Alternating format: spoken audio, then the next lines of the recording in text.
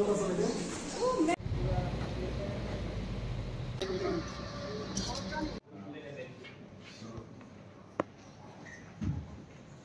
Please.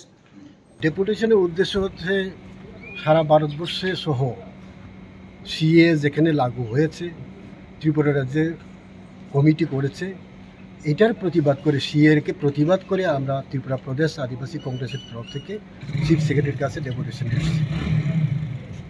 আমরা একটা কথাই জানি যে আফগানিস্তান, পাকিস্তান, বাংলাদেশ থেকে যারা মাইনরিটি আছে তারা এই ভারতবর্ষের মধ্যে 2014 সালে 31 অক্টোবর থেকে যারা অ্যাপ্লাই করবে তাদেরকে সিটিজেনশিপ দেওয়া হবে, ভারতের নাগরিকত্ব দেওয়া হবে।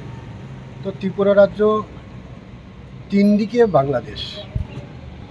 ত্রিপুরা রাজ্যে 71-এ একবার হয়েছে, এখন আবার নতুন করে 2014 সাল থেকে যদি এটা আরম্ভ হয়, এইখানকার আদিবাসী ইন্ডিজিনাস পিপলরা আরও মাইক্রোস্কোপিক হয়ে যায়।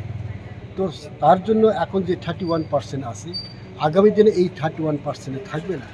আমরা এর জন্যই এটাকে প্রতিবাদ করছি যে ত্রিপুরা রাজ্যে যেন এই সিটিজেনশিপ অ্যামেন্ডমেন্ট লাগু না করে, এর জন্য আমরা চিফ সেক্রেটারির কাছে এসেছি। চিফ সেক্রেটারি আমাদের আশ্বস্ত করেছেন এটা যেহেতু ল ডিপার্টমেন্টের ব্যাপার, ল ডিপার্টমেন্টে উনি একটা ফাইল প্রসেস করে পাঠাবেন। কিন্তু আমরা একটা কথাই জানি, অন্যান্য পলিটিক্যাল পার্টি অনেকেই বলেছে Tripura tribal area autonomous district council, ষষ্ঠ তহসিলে এটা লাগু হবে না। কিন্তু এখানে লাগু হবে হবে না এটা কে গ্যারেন্টি দেবে? একবার যদি সিটিজেনশিপ পায়, ভারতবর্ষের নাগরিক হয়ে যায়, তাহলে ত্রিপুরা রাজ্যে সে বসবাস করবে অটোমেটিক্যালি। আজকে না, কালকে না, পরশু না, হয়তো একদিন না একদিন তো কি এডিসি এরিয়াতে 6 শিডিউলে সে বসবাস করতে যাবে। কে তাকে আটকাবে? সেরকম কোনো নিয়ম আছে, সেরকম কোনো আইন আছে? কে আইডেন্টিফিকেশন করবে? কে তাকে চিহ্নিত করবে সে এখানে থাকতে পারবে না?